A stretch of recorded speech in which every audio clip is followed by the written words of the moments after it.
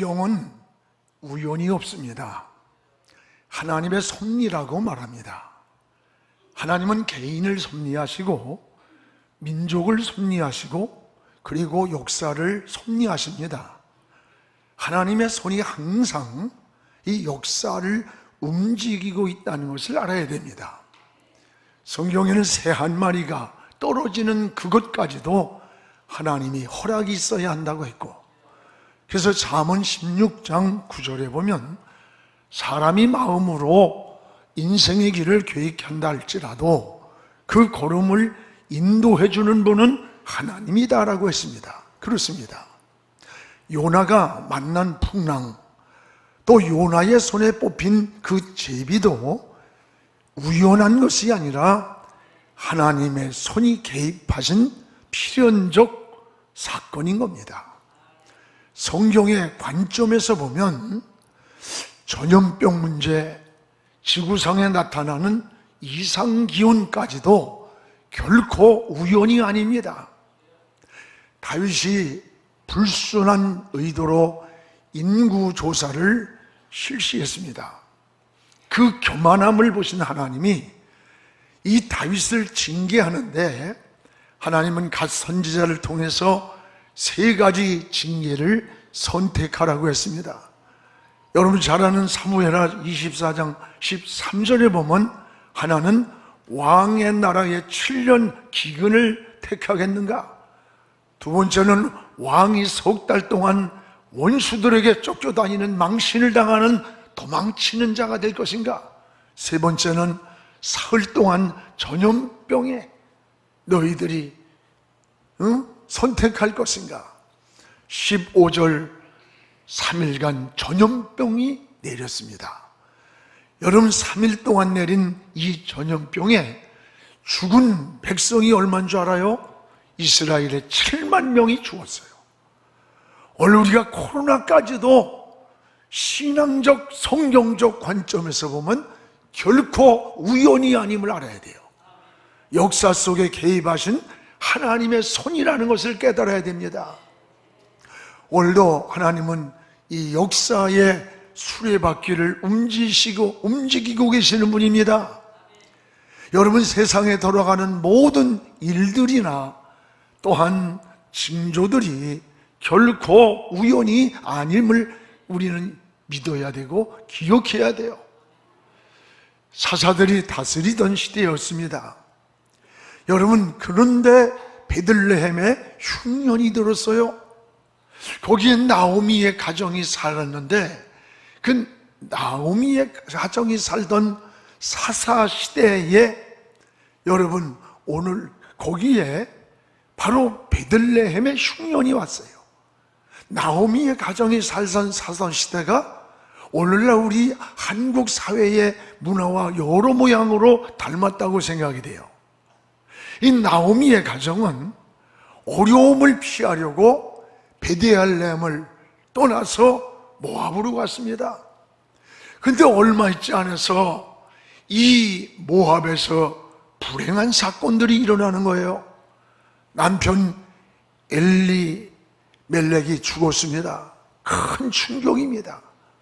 나오미의 가정은 베들레헴으로 돌아와야 할 텐데 오히려 이 모압에서 뿌리를 내리고 살려고 두 아들 말론과 기련이 있었는데 이 두 아들을 모압의 여인과 결혼을 시켰어요.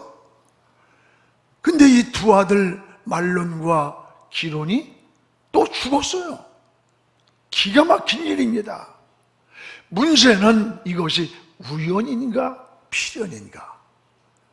결코 우연이 아니었다는 거예요. 모압에 머물러서 있는 그 시간에 그때 일어난 사건들이에요. 나오미는 남편과 두 아들을 잃고 다시 베들레헴으로 돌아올 때에 나오미가 온다고 베들레헴 사람들이 나오미를 반깁니다. 그때 나오미가 울며 하는 고백이 나를 나오미라고 부르지 마세요. 나를 마라라고 불러주세요.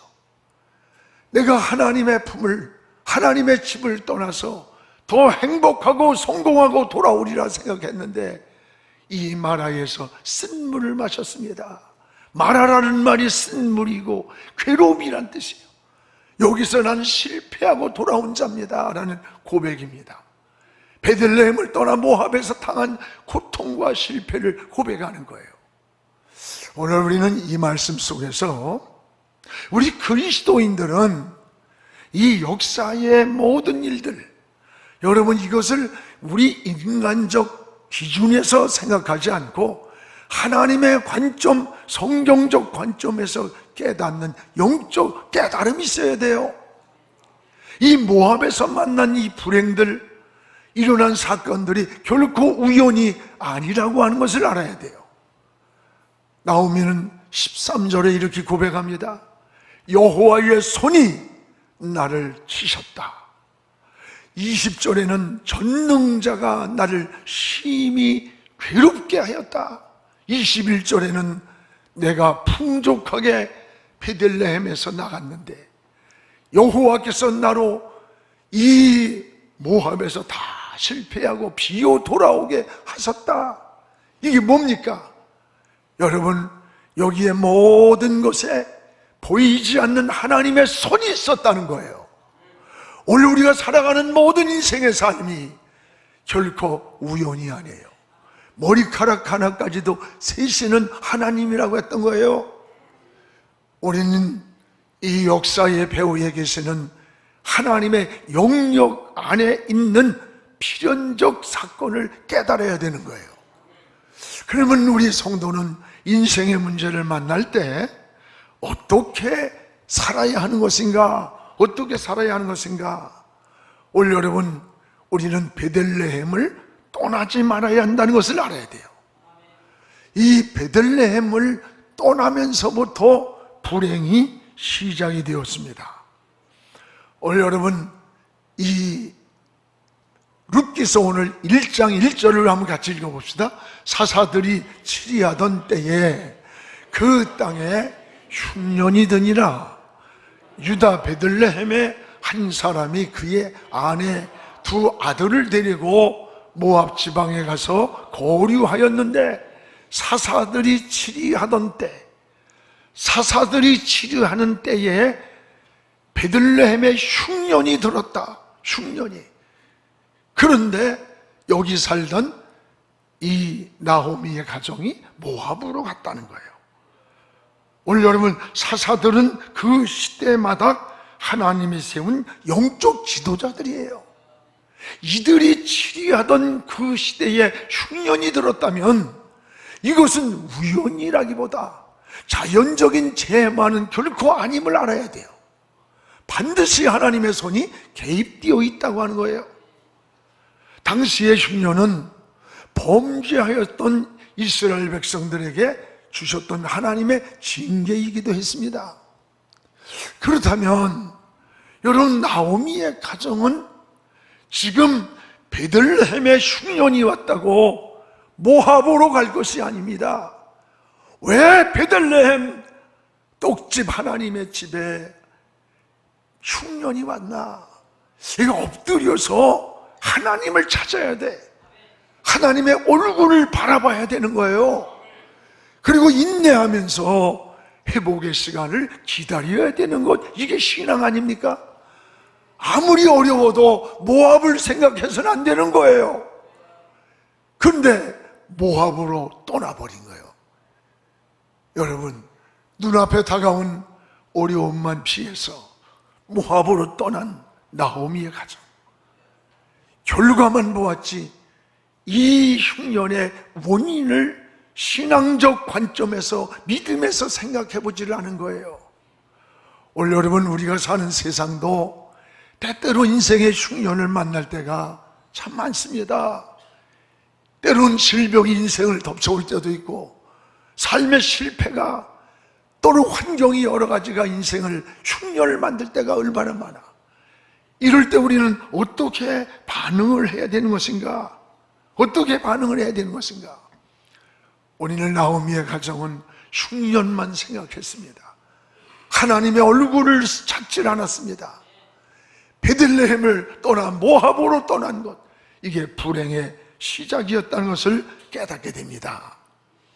여러분, 우리도 인생의 문제를 만날 때 원인을 찾지 않고 결과만 보고 행동할 때가 얼마나 많아요. 명의사가 뭐예요? 명의사는 진단과 처방을 잘 내리는 걸 명의사라고 그래요. 여러분, 진단을 정확히 내려야 처방이 나와요. 오진을 하면 문제가 되는 거예요. 진단을 잘못하면. 오늘 나오미의 가정은 흉년이 왔을 때 베들레헴으로 떠나는 게 아니에요. 베들레헴을 떠나는 게 아니에요. 그는 하나님을 찾아야 되는 거예요. 여러분이 어떤 인생의 문제를 만나고 어떤 장애물을 만나고 힘든 일을 만날 때 세상을 돌아보고 환경을 돌아보는 게 아니에요. 하나님의 사람은 무릎을 꿇고 하나님의 얼굴을 찾는 거예요. 하나님을 바라보는 거예요. 하나님을 부르는 거예요. 그런데 나오미의 가정은 흉년만 피하려고 베들레헴을 떠난 것이 불행의 원인이 되었습니다. 그러면 여러분, 베들레헴은 어떤 곳입니까? 오늘 베들레헴이란 떡집이라고 하는 뜻입니다. 원래 이곳은 비옥하고 물이 아주 풍성한 곳이 베들레헴이에요.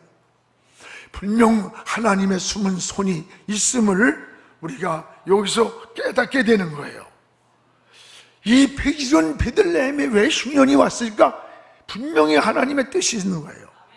베들레헴은 야곱이, 여러분, 야곱의 그 아내 라헬이 묻힌 데가 베들레헴이고, 또 다윗의 출생지가 베들레헴이고, 또 예수님의 탄생하신 구속사적 의미가 있는 곳이 이게 베들레헴이야.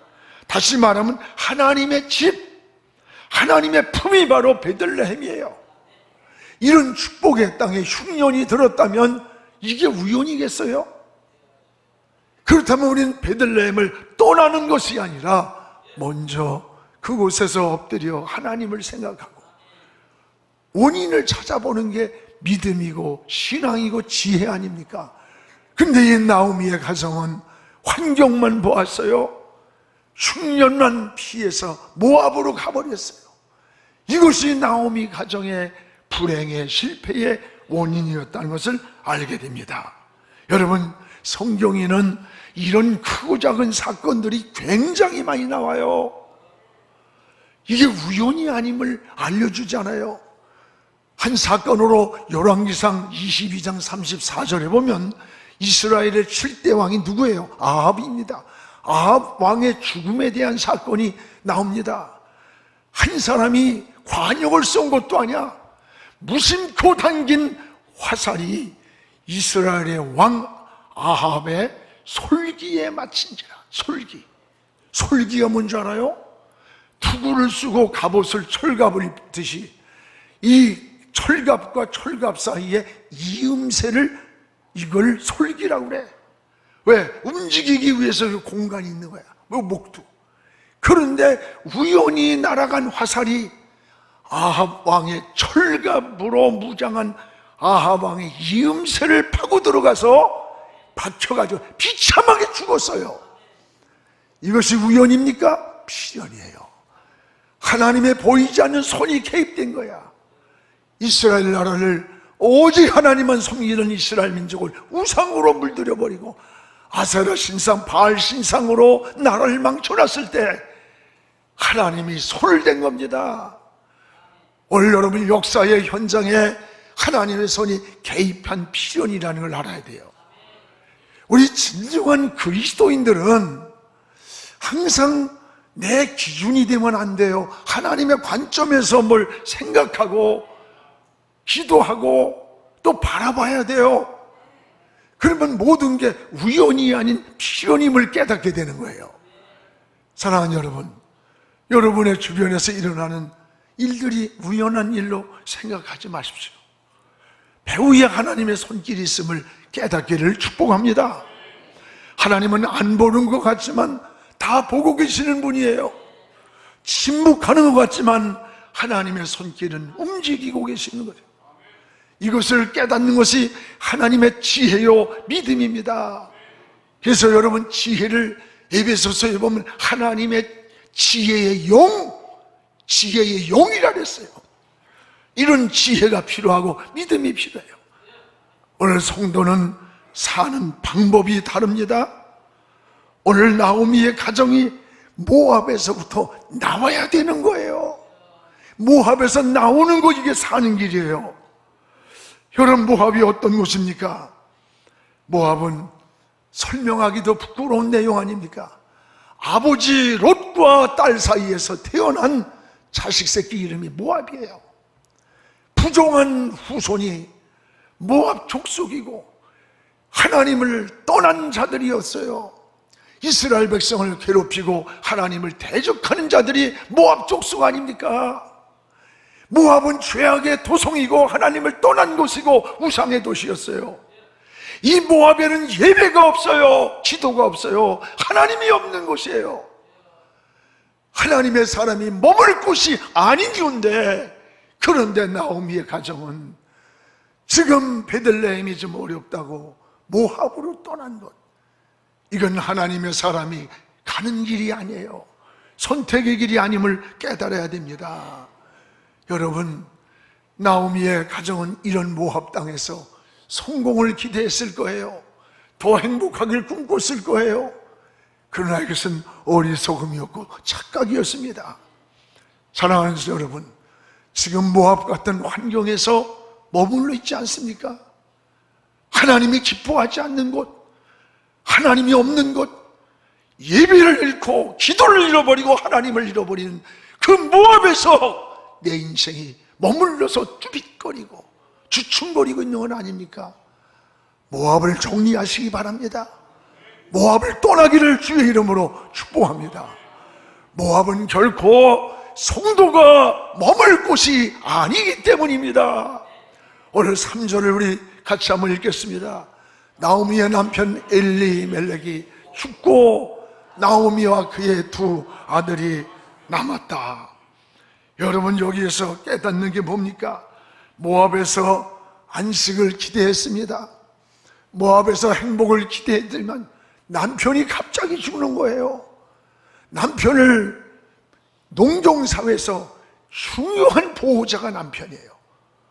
여러분, 보호자를 잃었어요. 남편을 잃은 나오미의 가정을 누구도 보호해 줄 자가 없어. 시족사회에서. 여러분, 이러면 빨리 나오미는 깨닫고 모압을 정리하고 빨리 다시 베들레헴으로 돌아가야 할 텐데, 그런데 이 나오미는 두 아들을 모압 여인과 결혼을 시켰어요. 아예 모압 땅에서 정착을 하고 성공해갔다고, 그것도 10년간을 머물러 살았어. 그런 동안에 충격적인 사건이 또다시 일어나는 거예요. 우리 5절을 한번 같이 읽어봅시다. 말론과 기론 두 사람이 다 죽고 그 여인은 두 아들과 남편 뒤에 남았더라.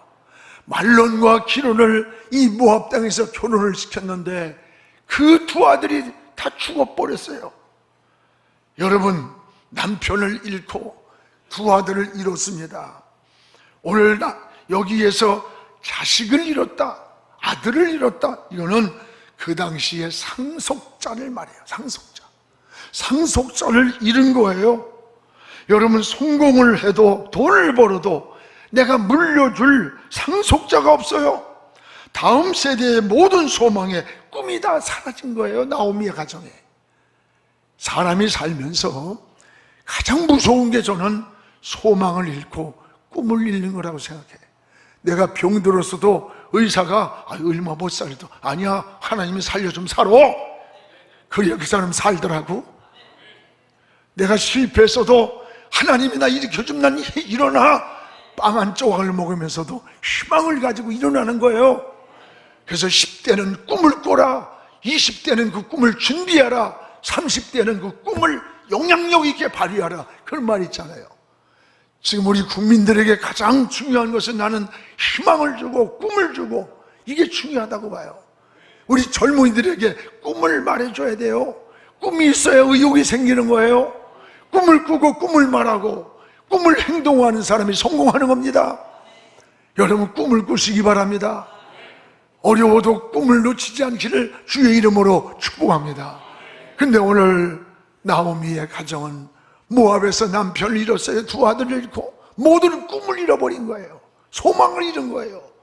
문제는 이것이 우연이 아니다는 베들레헴을 떠난 결과임을 보여주는 거예요. 그러면 어떻게 해야 나오미의 가정이 다시 회복할 수가 있겠습니까? 따라합시다. 베들레헴으로 다시 돌아와야 한다. 다시 베들레헴으로 돌아와야 하는 겁니다. 다시 돌아와야 합니다. 여러분, 모압의 삶은 마라의 삶이에요. 20절을 우리 같이 한번 읽어봅시다. 나오미가 그들에게 이르되 나를 나오미라 부르지 말고 나를 마라라 부르라. 이는 전능자가 나를 심히 괴롭게 하셨다. 전능자가. 이게 지금 나오미의 어떤 고백이에요. 베들레헴으로 돌아올 때 베들레헴 고향 사람들이 나오미를 반기는데 울면서 나를 나오미라고 말하지 마세요. 나는 쓴 잔을 먹고 실패한 마라입니다. 우연이 아니라 전능자 하나님이 나를 심히 괴롭게 했습니다. 괴롭게 했습니다. 우연이 아니라는 뜻이에요. 하나님을 떠난 인생은 마라와 같은 삶임을 우리에게 보여주는 거 아닙니까? 베들레헴의 삶이 기쁨이었다면 모압에서의 삶은 슬픔이었고, 베들레헴이 행복이었다면 모압은 삶은 불행이었던 겁니다. 우린 다시 어디로 가야 합니까? 어떻게 반응해야 됩니까? 다시 베들레헴으로 돌아가야 하는 거예요. 다시 하나님의 품으로 돌아가야 되는 거예요. 다시 아버지의 집으로 돌아가는 것, 이것이 우리의 삶의 회복인 거예요. 여러분, 또 하나 모압에서 일어난 사건이 결코 우연이 아님을 21절에 말씀합니다. 우리 같이 읽겠습니다. 내가 풍족하게 나갔더니 여호와께서 내게 비어 돌아오게 하셨느니라. 여호와께서 나를 징벌하셨고 전능자가 나를 괴롭게 하셨거늘 너희가 어찌 나를 나오미라 부르느냐. 내가 풍족하게 베들레헴에서 있을 때 모압으로 내려가는데 모압 땅에서 비어 돌아오는 실패자로 돌아오게 되었다. 이게 우연인가? 여호와께서 나를 징벌했다. 전능자가 나를 괴롭게 했다는 거예요. 우연이 아니라는 거죠. 우연이. 여러분, 우리 신앙은 우연이 없어. 우연이. 하나님의 섭리라고 말하는 거예요. 하나님의 뜻이라고 말하는 거예요. 필연이라고 말하는 거예요. 오늘 여호와께서 나로 비어 돌아오게 하셨느니라. 하나님의 손이 개입한 것을 깨닫게 되는 것입니다. 사랑하는 여러분, 오늘 이것을 깨닫는 것을 우린 은혜라고 말해. 이것은 은혜의 회복입니다. 이제 여러분 모압 생활을 청산합시다. 그리고 다시 아버지의 품, 생명의 떡이 있는 베들레헴으로 돌아가기를 원합니다. 사랑하는 우리 성도 여러분, 우리는 하나님의 관점에서 보면 우연이 결코 아니에요. 인생에 살면서 여러 가지 문제를 만날 때 원망하고 낙심하고 절망하지 마세요. 역사의 배후에 계시는 저 하나님의 얼굴을 찾으시기 바랍니다. 하나님께 무릎 꿇고, 하나님을 어린아이가 무섭고 두렵고 여러분 혼자 어쩔 줄 몰라 엄마 찾듯이 하나님을 찾으시기 바랍니다. 기도는 방법을 찾는 게 아니에요. 하나님을 찾는 것이 바로 기도입니다. 여러분의 인생의 머릿돌을 하나님께로 두세요. 방향을 정하세요. 인생의 다림줄을 하나님을 삼으세요. 기준을 삼고 다시 베델로 돌아가시기 바랍니다. 지금 모압에서 돌아가는 거예요. 하나님의 품으로 돌아오면 되는 거예요. 오늘 여러분, 하나님의 집에 안식이 있습니다. 생명의 떡이 있고 평안이 있고 축복이 있습니다. 하나님은 오늘도 변함없이 여러분들을 기다리고 계시는 거예요. 이게 하나님의 사랑이요 은혜인 것입니다. 오늘도 하나님의 품으로 저 베델을 향해 달려가는 우리의 신앙 되기를 주의 이름으로 축복합니다. 지금은 선교 헌금 시간입니다. 이 예배를 통해 삶 가운데 은혜와 회복이 충만하시길 간절히 기도합니다.